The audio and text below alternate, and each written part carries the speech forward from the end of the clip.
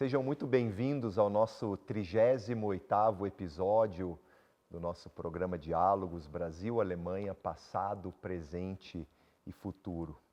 Ainda em celebração aos 200 anos da imigração alemã para o Brasil, o Instituto Max-Staden, em parceria com o Consulado da República Federal da Alemanha em São Paulo, acabou de lançar a obra Esperança e Saudade, História das Mulheres Imigrantes de Língua Alemã no Brasil, Hoffnung und Heimweh, Geschichte der deutschsprachigen Einwanderinnen in Brasilien.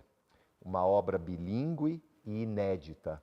A publicação lança um olhar sensível e profundo sobre o papel e as contribuições das mulheres de língua alemã no país, explorando seus legados culturais, sociais e históricos. Aproveito para agradecer aos nossos patrocinadores pelo lançamento da obra, que foram a ThyssenKrupp, o Consulado-Geral da Alemanha em São Paulo, a família Plöger e a Fundação Visconde de Porto Seguro, mantenedora do Colégio Visconde de Porto Seguro e do nosso Instituto Max-Staden, atuando também como apoiadora do nosso programa Diálogos Brasil-Alemanha, Passado, Presente e Futuro.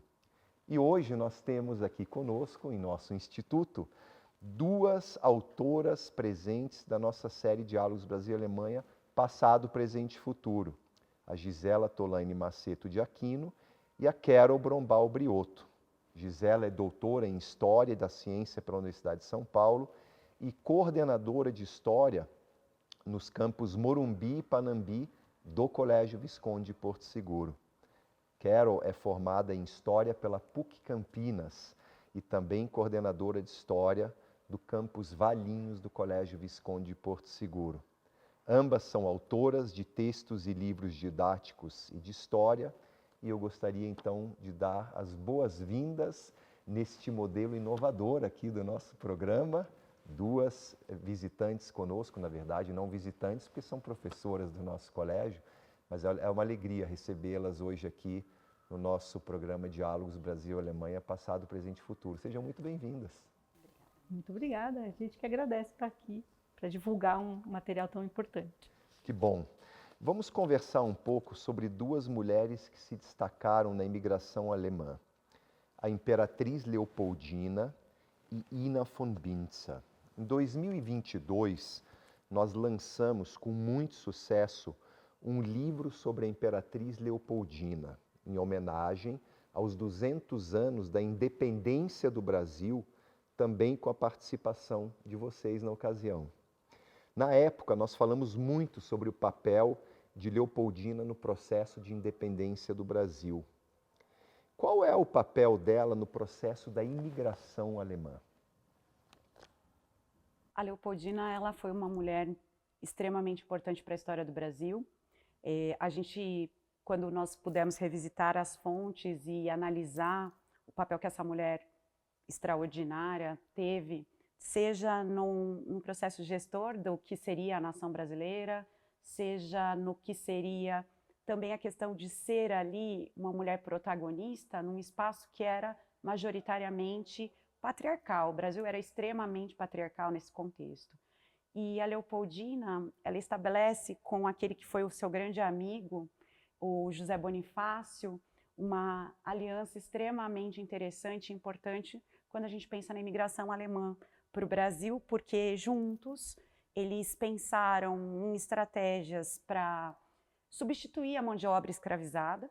Isso é uma grande preocupação do germânico como um todo, quando ele enxerga o modelo ibérico de colonização, o próprio contexto do século XIX nas Américas.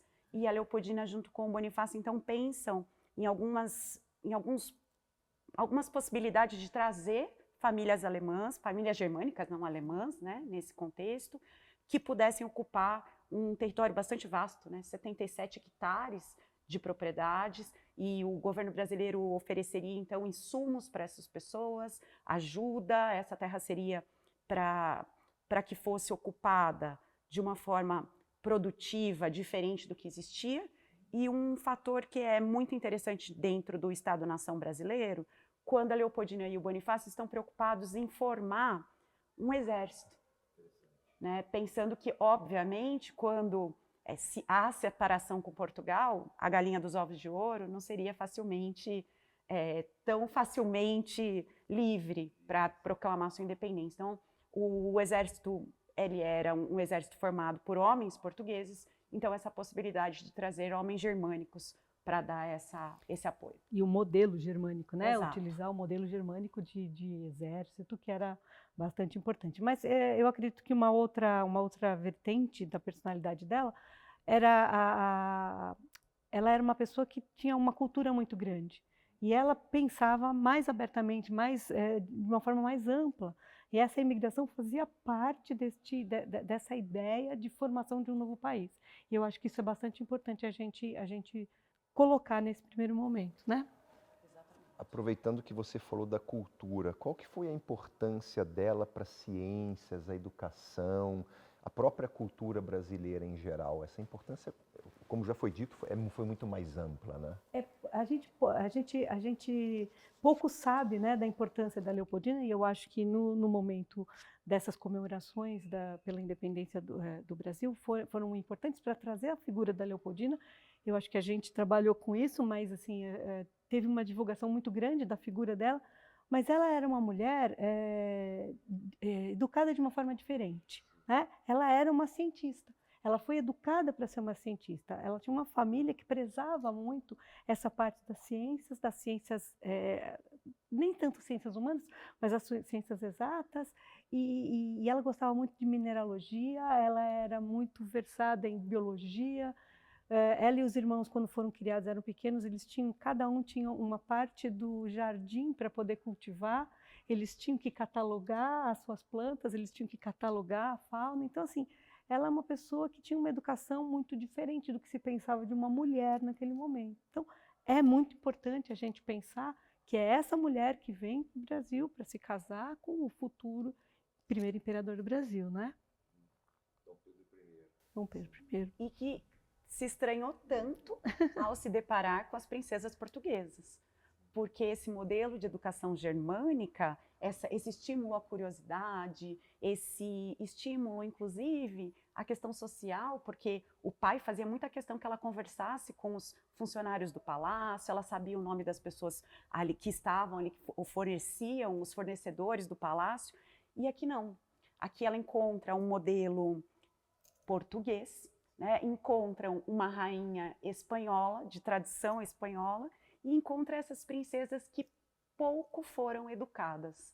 E a solidão que ela sentiu, ou como ela foi julgada pelas roupas confortáveis que ela colocava quando ela ia explorar a Floresta da Tijuca, ou como ela foi colocada como ela cavalgava, exótica, como ela montava o cavalo, quer dizer, ela foi tolhida de todas essas formas. Ela chegou até a ser taxidermista no Brasil, então ela conseguia fazer, né, trazer até essa parte da ciência porque ela era versada em tudo, falava acho que 9 línguas, se eu não me engano, 9 idiomas, então assim, era essencial para isso. E juntamente com essa formação dela, no momento em que ela sabe que ela vem para o Brasil, o que ela traz junto com ela? Algumas equipes de estudiosos e de cientistas que vêm para o Brasil justamente para explorar a fauna, a flora, o território brasileiro, e para depois levar isso para a Europa como uma forma de levar esse conhecimento novo para a Europa também. Então, é muito importante essas equipes que vieram para cá, para o Brasil, junto com ela, para poder explorar a fauna e flora no Brasil. E isso tudo num tempo de vida muito curto, né?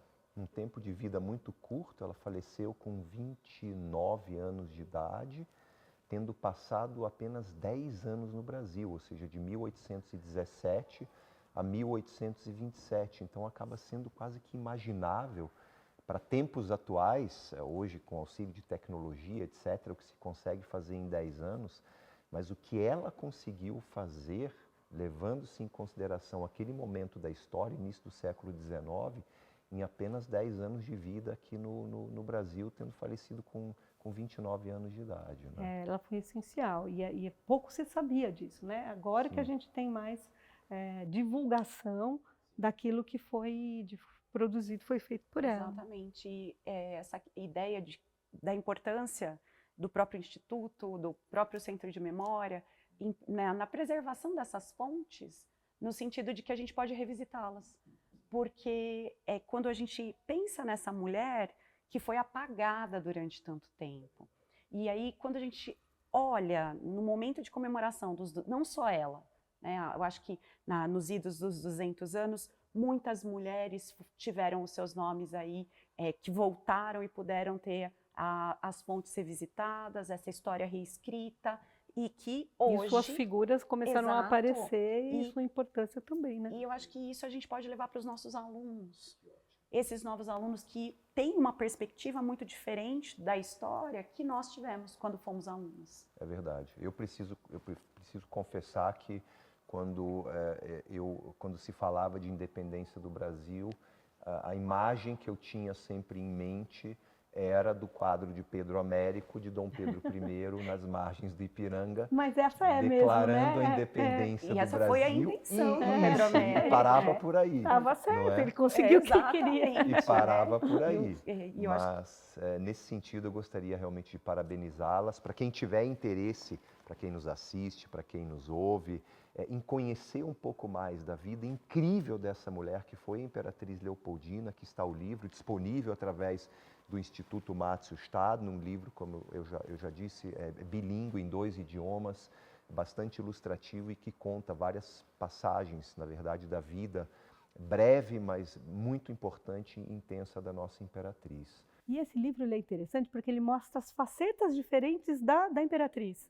Né? A Imperatriz cientista, a Imperatriz mãe, a Imperatriz política, responsável por grande parte do nosso processo de independência. Então é muito legal, é muito interessante realmente, é muito bacana. E finalizando, talvez, para que nós possamos falar de uma outra alemã que fez história no Brasil, algo que para mim também foi algo que eu recentemente apenas aprendi, é que a nossa bandeira, que aqui está, uma bandeira, na verdade, que foi se desenvolvendo e mudando as suas características, mas a base está lá, a partir da bandeira do Império, que o amarelo que nós temos nessa bandeira aqui, nada mais é do que o amarelo da casa dos Habsburg da Áustria, da bandeira amarela e branca dos Habsburg da Áustria. Então nós temos aqui a Áustria presente na nossa bandeira nacional, o que poucos sabem, e eu confesso que durante muito tempo também não sabia que era justamente essa influência,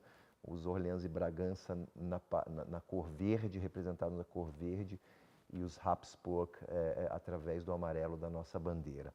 Mas vamos continuar com Ina von Binzer. Ina von Binzer, na nossa publicação mais recente, esse livro recém-publicado aqui, lançado no German Corner da USP, inclusive foi um sucesso esse evento de lançamento, vocês contribuíram com artigos sobre Ina von Binzer. Quem foi Ina von Binzer e por que ela foi tão importante também? É legal a gente começar a pensar que ela foi uma preceptora, né? Eu acho engraçada essa palavra porque ela nos remete aos romances, né? De Emily Brontë, do século XIX, né? O que era uma preceptora? Era uma professora que atuava dentro da casa das famílias. E essa figura da preceptora, ela começa a aparecer na metade do século XIX, né? Mais ou menos. Por quê? Porque você tem um ensino público bem precário, quase praticamente inexistente, acho que no Brasil a gente nem tinha ainda, né? Escolas, né? Eram 2 escolas separadas, e as famílias de elite, elas contratavam essas preceptoras para educar as crianças, né? A família toda, e elas passavam a morar na casa dessas famílias mais abastadas, né? No caso da Alemanha, que ainda não era Alemanha, eu acho Não. que a gente costuma sempre remeter à Alemanha, porque é hoje o local onde a Ina nasceu. No entanto, naquele contexto, a Alemanha não tinha ainda se unificado. Acho que por isso peço desculpa pela... Mas as famílias, as famílias das classes populares, da classe média, que estão se formando naquele contexto da Revolução Industrial, ter uma filha que pudesse ser professora e que, porventura, não se casasse, e ela poderia se autossustentar. Isso era uma ambição. E era uma né? novidade para o século XIX, né? Muito. Porque a mulher está saindo de casa com uma profissão para trabalhar. Então, Uma profissão digna. digna. Né? Porque eu essa acho que a ser uma professora, uma preceptora, é aquela profissão feminina. Ela vai cuidar. Porque na escola oficial da Alemanha, ali se contratavam os homens. Então, sobravam os lares das famílias para essas preceptoras. Aí, ela tenta se colocar e ela viu que não era tão fácil assim em território germânico, em território europeu como um todo. Era mais complicado. E aí ela opta por vir para terras estrangeiras, vem para o Brasil, para cumprir essa função aqui no Brasil. Porque a gente já tem um grande grupo de famílias abastadas, nesse momento, principalmente produtores de café, né? E ela vinha com a ideia de entrar numa dessas famílias e aí fazer a educação, né, dessas crianças. E foi o que aconteceu. Ela tentou a sorte, veio para o Brasil, conseguiu uma família no Rio de Janeiro e nesse momento quem paga toda essa viagem dela é a família que está contratando. A própria família. A própria família que está contratando é que paga e ela vem para essa casa e vem cuidar dessas crianças, né? Uhum. Fica assim, dúvida se já tinha alguém aqui que ela conhecia, como que ela vai entrar em contato, porque tinham nas gazetas, nos jornais desse período, tinham muitos anúncios. Sim. Muitos anúncios pedindo, seja a preceptora colocando se ali oferecendo, né? Ou da família fazendo a requisição dessa mulher que pedia-se que fosse europeia, sobretudo aí falasse francês, que era a língua culta do período, tocasse piano, que era aquilo que se esperava. Que era o que se esperava na educação das crianças. E essa menina, ela tinha todos esses atributos, porque extremamente jovem, quando ela faz essa travessia tão arriscada. 22 anos, né? Quando ela veio para o Brasil. 22 anos. Há um livro da Ina von Binzer também, né? Esse livro, qual é o tema principal dele? Vocês poderiam falar um pouquinho desse livro dela? Eu acho engraçado porque esse livro é um livro epistolar, ele é um livro de cartas, né? Na verdade, é a troca de cartas entre ela e uma amiga dela que tinha também a mesma ambição, que era de vir para o Brasil ou para algum país da América, Argentina e tal, e aí sim se tornar uma preceptora. E a gente conhece a vida dela, principalmente dela, da colega dela também a gente conhece pouquinho, mas dela a gente conhece mais. E ela vai trocando e vai contando para essa amiga aquilo que ela vê, né? E aquilo que ela espera, o que está acontecendo. E aí a gente vai vendo, né, a expectativa e a realidade. Não é isso? Basicamente E é muito interessante. Tá? Os romanos chamam o livro, né? Isso mesmo. E aí, o nome como um todo, os romanos, é extremamente interessante. É verdade. O que mais chamou a atenção de vocês nessa obra dela? Algum ponto de destaque desse livro? Eu acho que é o que a Carol falou no começo da nossa conversa. Que é a percepção dela aqui no Brasil. Para mim, o que chamou mais atenção foi isso. Com o que ia acontecer naquele momento com os escravizados. Tá? Ela chega num momento de luta pela abolição. E ela vê um contingente muito grande de gente que não tem capacitação nenhuma. E essas pessoas, em breve, ficariam, vamos colocar entre as desempregadas. Elas perderiam a sua função. E ninguém estava preocupado em capacitar esse grupo de pessoas para uma próxima profissão. Então, ela se preocupar com isso, para mim, é uma coisa muito interessante. De uma pessoa que só tinha ouvido falar em escravizados, e, na verdade, ela nunca tinha visto que eram escravizados. Ela tinha uma visão assim, muito romântica, da escravidão, né? Então, de acreditar que talvez ela nem existisse mais. Ou de ser assim, algo tão distante que seria a atroz crueldade, não que não o fosse, mas ela imaginava num nível ainda maior do que ela encontrou. E quando ela chega, porque eu acho que o interessante da obra da Ina é justamente conseguir ver a vida dessa elite, a vida do Brasil, desse contexto, de um espaço que geralmente a gente não consegue ver, que é de dentro da casa dessas pessoas. Ela esteve ali dentro da casa de duas famílias e de um colégio interno, e quando ela se depara com aquela situação, seja de aquele escravizado que faz parte daquele contexto da família, porque é o escravizado de dentro, ou aquele escravizado que está trabalhando na lavoura, mas que, no entanto, não tem uma outra ocupação, que para ela, quanto germânica, o germânico, mesmo sendo de uma classe popular ou uma classe bastante inferior, ele sempre vai ter uma mão de obra qualificada, né? Ainda mais num contexto de revolução industrial. Ela chega num país que não tem industrialização, que mantém a escravidão e que não capacita, não educa, não está preocupado com isso. Ela fala qual vai ser o destino desse país. E é engraçado que ela fala da lei do ventre livre, né, que é o momento que ela chega, e ela fala assim, nossa, essa criança é livre. E ninguém está se preocupando com essa criança livre. Ninguém está se preocupando com o que vai acontecer com essa criança. Ela é livre, ela não é mais escravizada, e agora? Ela não sabe ler, ela não sabe escrever, ela passa o dia pela fazenda. E para onde ela vai quando ela tiver que deixar a fazenda? Claro, além disso, a gente também, né, entra em contato com a didática que ela traz, com aquela ideia, né, da educação que ela recebeu e aquilo que ela quer trazer aqui para o Brasil, e que muitas vezes entra em desacordo com aquilo que ela que está acontecendo no momento. Mas é um livro muito legal, legal não, é um livro muito interessante. Interessante. Sim, que bacana. Bom, Gisela e Carol, nós poderíamos passar aqui horas ainda conversando sobre temas se deixar, a gente fica. tão interessantes. A gente fala. Tão interessante. Não, estamos aqui no lugar certo, no Instituto Márcio Estado, mas eu gostaria de finalizar ainda, o nosso programa ele se chama Diálogos Brasil-Alemanha Passado, Presente e Futuro. E como professoras do Colégio Visconde de Porto Seguro, um colégio de origem alemã, fundado por alemães há 147 anos atrás, como que vocês enxergam a importância do relato da Ina von Binzer para a educação brasileira atual? Existem paralelos? Podemos comparar o passado com o presente ou isso não se aplica? São realidades totalmente diferentes? O que vocês acham que mudou na educação nos últimos 140 anos?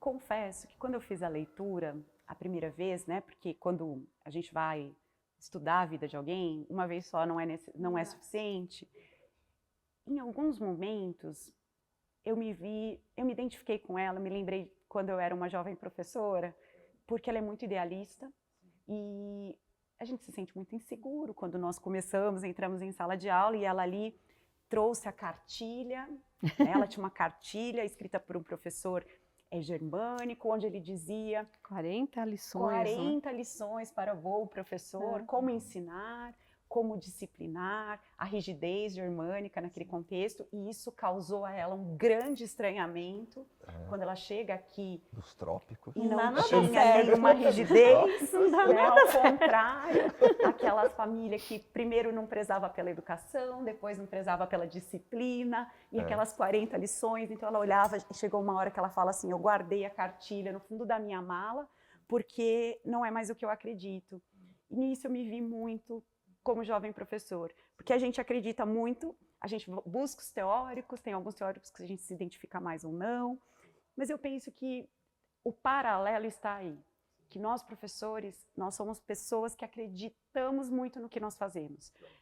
Nós temos um grande mestre, né? Eu acho que o Paulo Freire ele traz aí o verbo esperançar, o professor ele é um ser social que acredita, tem muita esperança no futuro. E eu acho que se eu pudesse, no meu ponto de vista, pensar nessa relação que nós faríamos, seria isso, na esperança. Porque ela fala assim, não, eu não vou mais me ater à teoria, porque está funcionando do jeito que eu estou fazendo. Até que um dos romanos tem uma traquinagem tão grande, os dois irmãos tão terrível que eles precisam ser mandados para o colégio interno, não dá para ficar em casa mais. A cidade não comporta mais eles. Então, que precisam ser mais disciplinados do que a professora germânica era capaz de. Mas eu acho que é isso. E também a realidade, porque a gente guarda tanta esperança e às vezes a realidade é dura. Mas eu acho que a gente consegue colocando cada vez mais o nosso estudante como protagonista, desculpe, da sua própria educação. Então, eu acho que essa é uma coisa que a gente pode dizer que mudou um pouquinho, né? Na verdade, agora quem faz é ele. A gente dá o caminho e quem vai fazer é ele. Então, eu acho que a gente traz essa esperança e vai colocando isso em prática e vendo como ele vai trabalhando, só orientando. E eu acho que aí a gente tem um crescimento maior. Então, acredito que... E eu acho que o colégio, mesmo tendo toda essa história, né? Porque seria muito fácil, porque nós já somos um colégio tradicional. E poderíamos ser tradicional também na forma de ensinar.